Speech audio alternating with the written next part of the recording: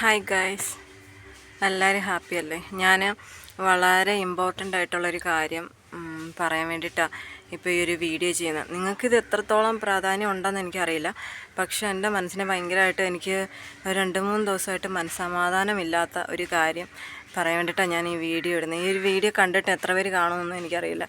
എന്തെങ്കിലും ഒരു ഹെൽപ്പ് ചെയ്ത് തരാൻ പറ്റുന്നവർ ചെയ്തു തരിക. ഞാനിപ്പോൾ ഉള്ള കൊല്ലത്താണ്. ഞാൻ ഹസ്ബൻഡിൻ്റെ ചേച്ചിയുടെ വീട്ടിലായിട്ട് വന്ന വെക്കേഷനൊക്കെ ആണല്ലോ. അപ്പോൾ ഇവിടെ വന്നപ്പോഴത്തേക്കും ഞാൻ കണ്ടൊരു കാഴ്ചയാണ്.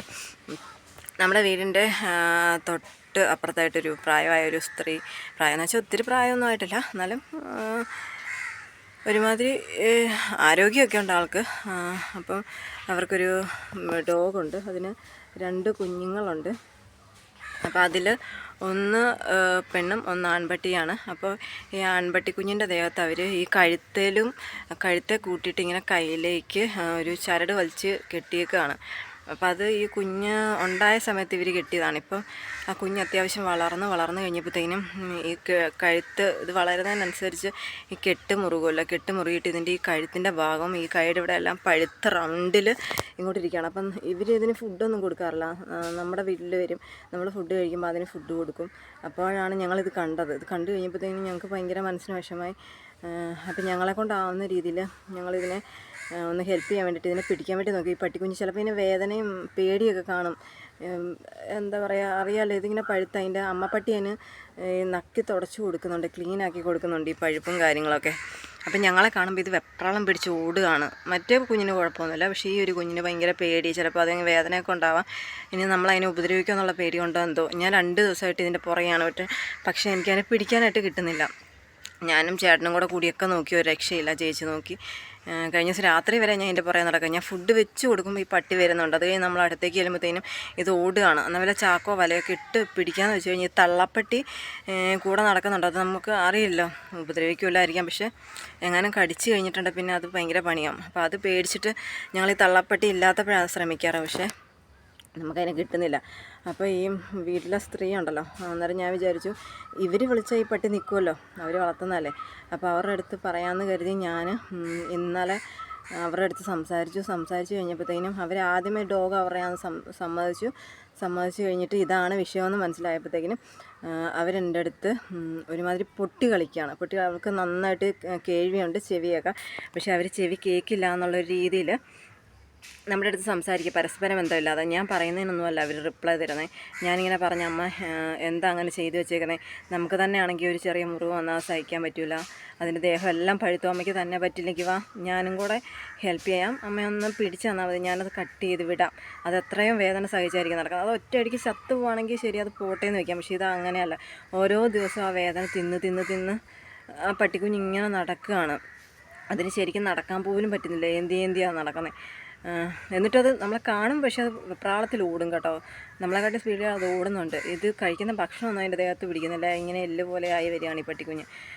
അപ്പം ഞാൻ ഇവരുടെ അടുത്ത് കുറേ സംസാരിച്ചപ്പോൾ എനിക്ക് മനസ്സിലായി, നമുക്ക് പറയുന്നത് കേട്ടില്ലേ, പൊട്ടം മതി, ഉറങ്ങുന്നവരെ നമുക്ക് വിളിച്ചെണീപ്പിക്കാം, ഉറക്കം നടിക്കുന്നവരെ നമുക്കൊന്നും ചെയ്യാൻ പറ്റില്ല.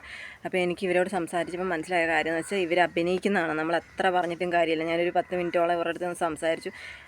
പിന്നെ നമുക്ക് ഇവരോട് കയറി ഉടക്കാനോ ഒന്നും പറ്റുമല്ലോ, നമുക്ക് പരിചയമില്ലാത്തൊരു നാടും.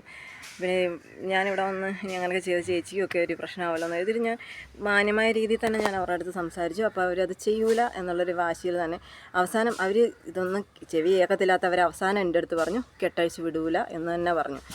എനിക്കെന്താ ചെയ്യാൻ പറ്റുക. അപ്പോൾ ഞാൻ ഡോഗ് റെസ്ക്യൂവർമാരെ 2 പേരെ ഞാൻ കോൺടാക്റ്റ് ചെയ്തു. ഒരാളെ വിളിച്ചപ്പോഴത്തേക്കിനും അവർ പറഞ്ഞു അവരുടെ ഈ ഡോഗിനെയൊക്കെ പിടിക്കാൻ പോണ ഒരാളുണ്ട്, ആളെ ഒരു പട്ടി കടിച്ചിട്ടിരിക്കുക, അപ്പോൾ അവർക്ക് വരാൻ പറ്റില്ല. അപ്പോൾ ഞാൻ വേറെ ആളെ കോൺടാക്റ്റ് ചെയ്തു. ഒരാൾ എനിക്ക് ഇൻസ്റ്റയിൽ പ്രൊഫൈൽ അയച്ചു തന്നു, അത് നോക്കി ഞാൻ കോൺടാക്റ്റ് ചെയ്തപ്പോൾ പുള്ളി എൻ്റെ അടുത്ത് ഇന്നലെ ഞാൻ വിളിച്ചത്. അപ്പോൾ ഇന്നലെ എൻ്റെ അടുത്ത് പറഞ്ഞു ലൊക്കേഷൻ അയക്കുക, ഞാൻ ഇന്ന് വരാമെന്ന് പറഞ്ഞു. അപ്പോൾ ഞാൻ ലൊക്കേഷൻ അയച്ചിട്ടുണ്ട്. ഇന്നിപ്പോൾ ഞാൻ രാവിലെ വരുമോ എന്ന് ചോദിച്ചപ്പോഴത്തേക്കിനും എന്താ കാര്യം എന്ന് എൻ്റെ അടുത്ത് ചോദിച്ചു. അപ്പോൾ ഞാൻ ഇന്ന പോലെയാണ് കാര്യം എന്ന് പറഞ്ഞ് വോയിസ് ഇട്ടിട്ടുണ്ട്. പിന്നെ എനിക്ക് റിപ്ലൈ ഒന്നും കിട്ടിയില്ല. പിന്നെ ഞാനിട്ട മെസ്സേജ് പുള്ളി സീൻ ചെയ്തിട്ടില്ല. വരുമോ വരില്ല എന്നൊന്നും എനിക്കറിയില്ല, പക്ഷെ വരുമായിരുന്നെങ്കിൽ ഒരുപാട് ഹെൽപ്പ് ആയേനെ. അത് കാരണം ഞാൻ എൻ്റെ അടുത്ത് ഇപ്പോൾ ചേട്ടനൊക്കെ പറഞ്ഞു എടി നീ അത് വിട്ട് കളാം. അപ്പം നമ്മുടെ വീട്ടിലല്ലേ പോലും ഇത് ഞങ്ങൾ കണ്ടുകൊണ്ടിരിക്കുകയാണ്. എന്നാൽ രാത്രി ഞാൻ ഫുഡ് കഴിച്ചിട്ടില്ല. കാരണം നമ്മൾ ഫുഡ് കഴിക്കാനിരിക്കുമ്പോഴത്തേനും ഈ പട്ടി, എനിക്കിത് പറയുമ്പോൾ തന്നെ ഭയങ്കര വിഷമമാവുകയാണ്. നമ്മൾ ഫുഡ് കഴിക്കുമ്പോഴത്തേക്കിനും ഈ പട്ടിക്കുഞ്ഞ് നമ്മുടെ ഫ്രണ്ടിൽ വന്നിരിക്കും. അപ്പം ഞാൻ അവരെ ഫുഡ് ഇട്ട് കൊടുക്കും.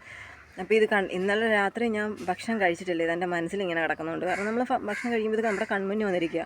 നമ്മൾ കാണുന്നില്ലെങ്കിൽ ഓക്കെ, അത് വിട്ട് കളയാം, പോട്ടെ എന്ന് വിചാരിക്കാം. പക്ഷേ ഇതിങ്ങനെ കൺമുന്നിൽ വന്നിരിക്കുമ്പോഴത്തേക്കും എങ്ങനെയാണ് കണ്ടില്ല എന്ന് അടിക്കുക. നമ്മൾ മനുഷ്യന്മാരുടെ ജീവന് മാത്രമല്ലല്ലോ വിലയുള്ള, മൃഗങ്ങളുടെ ജീവനും വിലയില്ലേ. അതിങ്ങനെ വേദന തിന്ന് കണ്ടില്ല കേട്ടില്ലെങ്കിൽ അങ്ങനെ ഇരിക്കാം. ഇത് ഞങ്ങൾ ഡെയിലി ഇത് കണ്ടുകൊണ്ടിരിക്കുകയാണ്. 2-3 ദിവസമായി ഞാനിത് കാണുന്നു. എന്നെക്കൊണ്ട് പറ്റുന്ന രീതി ഞാൻ ട്രൈ ചെയ്തു. എനിക്ക് എന്താ ചെയ്യേണ്ടതെന്നറിയില്ല. എൻ്റെ നാടല്ല, എന്താ ചെയ്യേണ്ടതെന്നറിയില്ല. ഇന്നിപ്പം ചേട്ടൻ എന്നെ വഴക്ക് പറഞ്ഞു, നിനക്കിത് വിട്ട് കളഞ്ഞൂടെ, എന്തിനാണ് ഇതിൻ്റെ പുറകെ ഇങ്ങനെ നടക്കുന്നത്, വേറെ പരിപാടിയൊന്നുമില്ലേ. പക്ഷെ ഇതിങ്ങനെ കാണുന്നതിനനുസരിച്ച് എനിക്ക് ഓരോ ദിവസം എൻ്റെ മനസ്സിന് വിഷമം, എനിക്ക് സമാധാനം കിട്ടുന്നില്ല. അപ്പം അതാരോടാ പറയേണ്ടതെന്നറിയില്ല. അപ്പം ഞാൻ വിചാരിച്ചു ശരി ഇങ്ങനെ ഒരു വീഡിയോ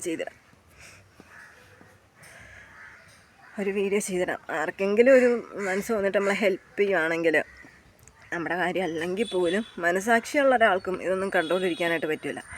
അപ്പം ഞാൻ എൻ്റെ വീഡിയോ എത്ര പേര് കാണുമെന്ന് എനിക്കറിയില്ല. ഞാൻ ഇതുവരെ ആരോടും എൻ്റെ വീഡിയോ ലൈക്ക് ചെയ്യണമെന്നോ ഷെയർ ചെയ്യണമെന്നോ അങ്ങനെയൊന്നും ഞാൻ ഒരാളോടും പറഞ്ഞിട്ടില്ല. പക്ഷേ ഈ ഒരു വീഡിയോ നിങ്ങൾ ഷെയർ ചെയ്യുക, എന്തെങ്കിലും ഹെൽപ്പ് ചെയ്യാൻ പറ്റുമെങ്കിൽ. ഇതിപ്പം കൊല്ലം കല്ലുവാതുക്കൽ വട്ടക്കുഴി എന്ന് പറയുന്നൊരു സ്ഥലമുണ്ട്. അവിടെയാണ് നടയ്ക്കൽ വട്ടക്കുഴി എന്ന് പറയുന്ന സ്ഥലത്താണ് ഈ ഒരു സംഭവം ഉള്ളത്.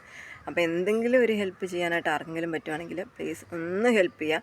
ഞാൻ എന്നെക്കൊണ്ട് പറ്റുന്ന രീതിയിൽ ട്രൈ ചെയ്ത് നോക്കി. എന്നെക്കൊണ്ട് പറ്റുന്നില്ലാത്തതുകൊണ്ടാണ് ഞാനിങ്ങനെ ഒരു വീഡിയോ ഇടുന്നത്.